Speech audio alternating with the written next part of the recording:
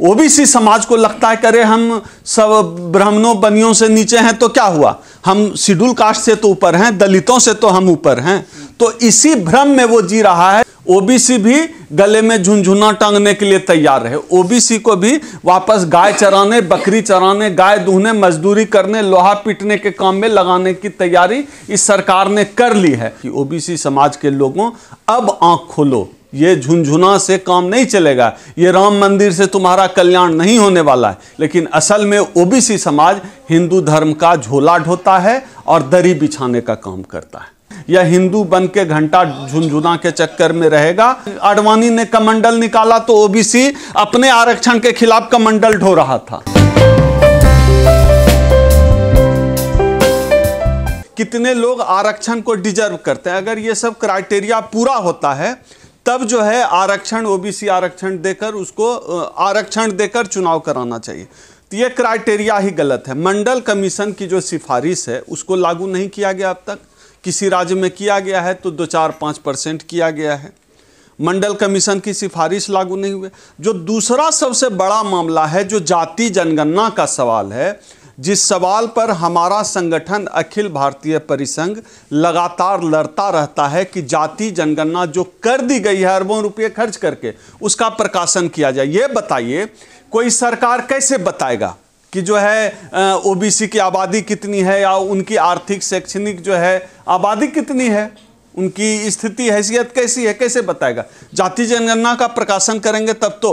अब हाईकोर्ट का जो ये डिसीजन आया उससे कहीं ये तो नहीं कि राज्यों को अधिकार दिया जा रहा है कि आप अलग से चुनाव करा लें, ऐसा भी है क्या?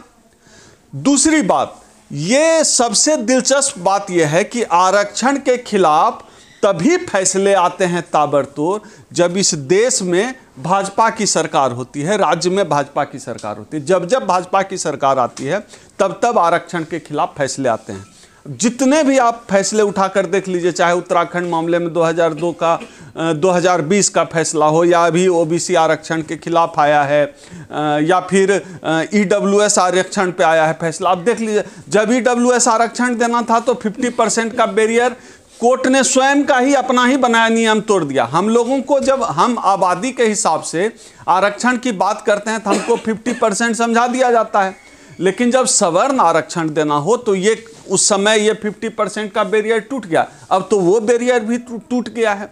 कुल मिलाकर स्थिति ये है कि आज इस देश में जो अब तक लगता था कि शेड्यूल कास्ट के लिए स्थिति गंभीर है, अब इस देश में ओबीसी की स्थिति भी गंभीर हो चुकी है।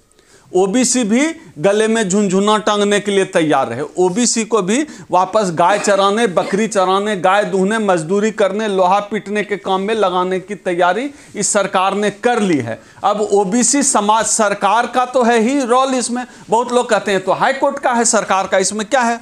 लेकिन क्या है कि कभी भी राज सत्ता से न्यायपालिका संचालित होती है, मीडिया संचालित होती है।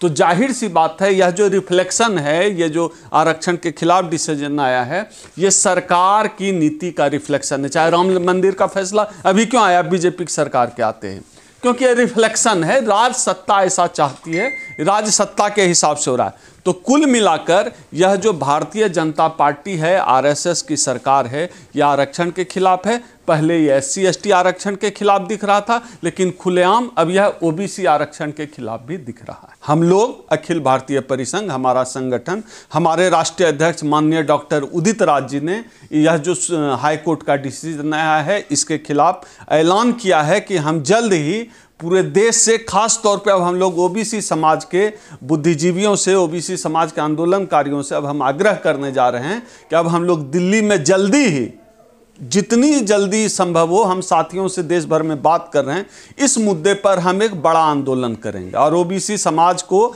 आपके चैनल के माध्यम से हम अपील करना चाहते हैं कि ओबीसी समाज के लोगों अब आंख खोलो, ये झुनझुना से काम नहीं चलेगा, ये राम मंदिर से तुम्हारा कल्याण नहीं होने वाला है, यह जो आरक्षण है उससे तुम्हारा कल्याण होगा। यह समाज, जातिवादी समाज, ओबीसी को इस कदर आंख पे धर्म का चश्मा चढ़ा दिया कि ओबीसी को हिंदू धर्म का जो है लगता है कि हम रक्षक हैं, लेकिन असल में ओबीसी समाज हिंदू धर्म का झोला ढोता है और दरी बिछाने का काम करता है। तो हम लोग जल्दी ही हमारा संगठन अखिल भारतीय परिसंघ दिल्ली में इस मसले पर एक राष्ट्रव्यापी आंदोलन की आज हम घोषणा करते हैं। तारीख की घोषणा आप लोगों के माध्यम से हम जल्दी ही कर लेंगे। हमारे राष्ट्रीय अध्यक्ष उदित राज जी पूरे देश में लोगों से बात कर रहे हैं, हम लोग लोगों से बात कर रहे हैं। हम लोग उसकी तैयारी करेंगे कि जल्दी ही जैसे ही नया साल शुरू हो, क्योंकि यह सरकार डरती है सिर्फ आंदोलन से। 2 अप्रैल 2018 का जब आंदोलन हुआ तो सुप्रीम कोर्ट को भी पीछे हटना पड़ा, इस सरकार को भी पीछे हटना पड़ा। यह जो सरकार है इसकी ताकत ओबीसी है, ओबीसी वोट बैंक इस सरकार की ताकत है। तो ओबीसी वोट बैंक के बल पर यह सरकार बनी है। तो मुझे लगता है कि इनको डरना चाहिए। पता नहीं क्या डर है हिंदुत्व का, इनको इतना ताकत का एहसास दिख रहा है। इनको लगता है कि कुछ भी कर दो ओबीसी समाज के साथ, यह हिंदू बन के घंटा झुनझुना के चक्कर में रहेगा और कुछ होने वाला नहीं है। ओबीसी समाज जागेगा नहीं, लेकिन हम ऐसा नहीं मानते हैं। ओबीसी समाज भी जाग रहा है और इस आंदोलन में हम उम्मीद करते हैं ओबीसी समाज भी परिसंघ के साथ आकर जुड़ेगा। नहीं, ये तो सीधी सी बात है ना कि भारतीय जनता पार्टी का जो ओबीसी पहले लगता था दलित विरोधी है, ओबीसी को भी लगता था कि अरे दलितों के साथ हो रहा है, चुप रहो, उनका हो रहा है वो समझें, हमारा कुछ नहीं हो रहा है। लेकिन भारतीय जनता पार्टी असल मायने में सिर्फ दलित विरोधी अब तक दिखता था, दलित और मुसलमान विरोधी। लेकिन यह जो हाईकोर्ट का फैसला आया इससे स्पष्ट हो गया है यह दलित मुसलमान के साथ साथ ओबीसी के भी खिलाफ है। यह सरकार भारतीय जनता पार्टी की सरकार, और जब जब भारतीय जनता पार्टी की सत्ता आती है, चाहे निजीकरण करके नौकरी खाना हो, चाहे सीधे आरक्षण हटाना हो, या कोर्ट के कंधे पर बंदूक रख के आरक्षण का खात्मा करना हो, वो करती है भारतीय जनता पार्टी की सरकार। मध्य प्रदेश में भारतीय जनता पार्टी की सरकार है, इसलिए वहां आरक्षण पर सीधे हमला है। आप देखिए झारखंड में ओबीसी आरक्षण लागू हुआ। जाहिर सी बात है इस देश के ओबीसी समाज को समझना होगा कि भारतीय जनता पार्टी को सत्ता से हटाए बिना ओबीसी का हित नामुमकिन।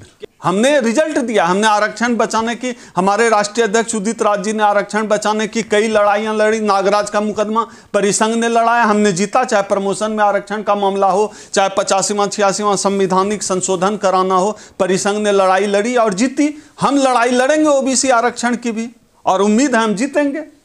ओम सुधाजी, जिस समय मंडल आयोग लागू हो रहा था, मायावती और कांशीराम साहब जो रोडों पे थे, तो यही बैकवर्ड के लोग एससीओ को मारने का काम कर रहे थे, दलितों को मारने का काम कर रहे थे। देखिए क्या है कि जाति व्यवस्था इतना गहरा हमारे दिमाग में पैबस्त है, ओबीसी समाज को लगता है कि अरे हम सब ब्राह्मणों बनियों से नीचे हैं तो क्या हुआ, हम शेड्यूल कास्ट से तो ऊपर हैं, दलितों से तो हम ऊपर हैं। तो इसी भ्रम में वो जी रहा है। लेकिन इस बार जो हाईकोर्ट का लखनऊ बेंच का फैसला आया है, इस बार उनको भी औकात ओबीसी समाज को भी दिखाया गया है। शेड्यूल कास्ट समाज तो लड़ता ही है ओबीसी समाज की लड़ाई, मंडल कमीशन की लड़ाई भी लड़ रहा था, और जब जिसके जवाब में आडवाणी ने कमंडल निकाला तो ओबीसी अपने आरक्षण के खिलाफ कमंडल ढो रहा था। तो ये तो हुआ ही है देश में। लेकिन तब की परिस्थिति और अब की परिस्थिति में चेंजेज आए हैं, बदलाव आया है, लोगों के समझ बढ़ी है ओबीसी समाज की। हम उम्मीद करते हैं कि परिसंघ के इस आंदोलन से ओबीसी समाज भी जुड़ेगा। जब एससी पे आक्रमण होते हैं दुनिया भर के, तो बैकवर्ड के लोग तो बाहर निकल के नहीं आते हैं।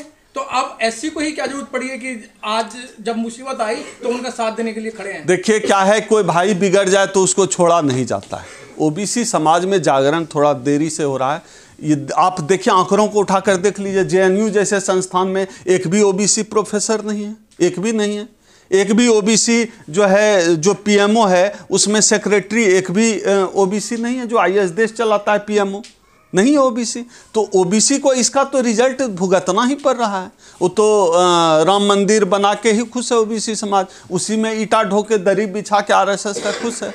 लेकिन यह एक बहुत बड़ा झटका लगा है। हम उम्मीद करते हैं ओबीसी समाज हमारे साथ लड़ेगा। हम उनकी लड़ाई लड़ रहे हैं और ओबीसी समाज अपनी लड़ाई लड़ने के लिए परिसंघ के साथ जुड़ेगा।